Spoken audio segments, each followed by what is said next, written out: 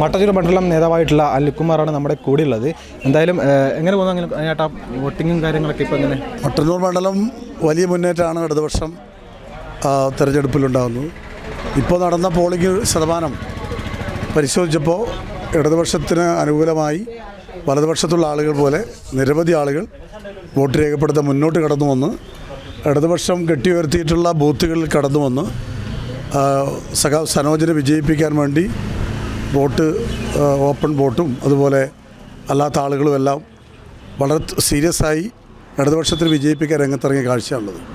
മട്ടന്നൂർ മണ്ഡലത്തിൽ വലിയ മുന്നേറ്റമാണ് ഇപ്പോൾ പ്രകടമാകുന്നത്.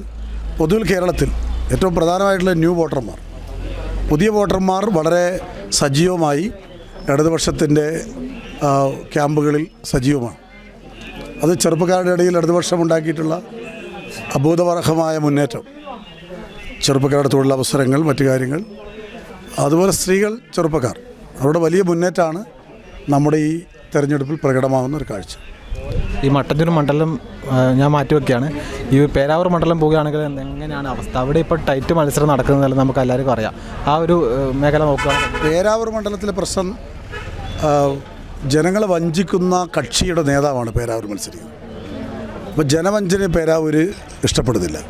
പേരാവൂരിൻ്റെ പഴയൊരു പാരമ്പര്യം വടക്കേ വയനാട് മണ്ഡലവുമായി ബന്ധപ്പെട്ടാണ്. വടക്കേ വയനാടിൻ്റെ വേദനകളാകെ ആവാഹിച്ച അതിൻ്റെ പ്രാന്തപ്രദേശങ്ങളാണ്. കൊട്ടിയൂർ, കേളകം, ഈ പ്രദേശങ്ങളിലെല്ലാം ഇടതുപക്ഷം വലിയ മുന്നേറ്റം ഉണ്ടാക്കിയ സ്ഥലങ്ങളാണ്. സഖാവ് AKജിയുടെ നേതൃത്വത്തിൽ ഉജ്ജ്വലമായ കർഷക സമരങ്ങൾ നടന്ന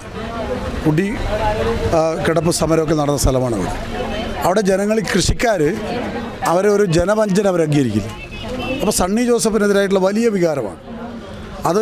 സുധാകരൻ്റെ ഒരു നിശബ്ദത, സുധാകരൻ നിശബ്ദമായിരിക്കുമ്പോൾ നിശബ്ദമല്ല, അതിലൂടെ രൂപപ്പെടുന്ന ഒരു വലിയ മുന്നേറ്റമുണ്ട്. ആ മുന്നേറ്റം സണ്ണി ജോസഫിൻ്റെ വലിയ പരാജയത്തെ കാത്തു നിൽക്കുകയാണ്. അതുപോലെ ശൈല ടീച്ചറെ പോലെയുള്ള ഒരു നേതൃത്വം, ഇന്ത്യയിലാകെ അംഗീകരിക്കപ്പെടുന്ന ലോക വനിതകളിൽ പ്രധാനിയായ ഒരു നേതാവാണ് ശൈല ടീച്ചർ.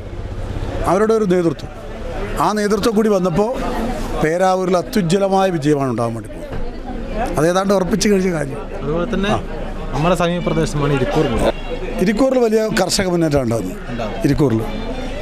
ഇരിക്കൂറിൽ കർഷക നേതാവാണ് സാരഥി. കേരള കോൺഗ്രസ് മാണി, അവർക്ക് നല്ല വേരുറപ്പുള്ള സ്ഥലമാണ് ഇരിക്കൂർ. ആ ഇരിക്കൂറിലും വിജയ സുനിശ്ചിതമാണ്.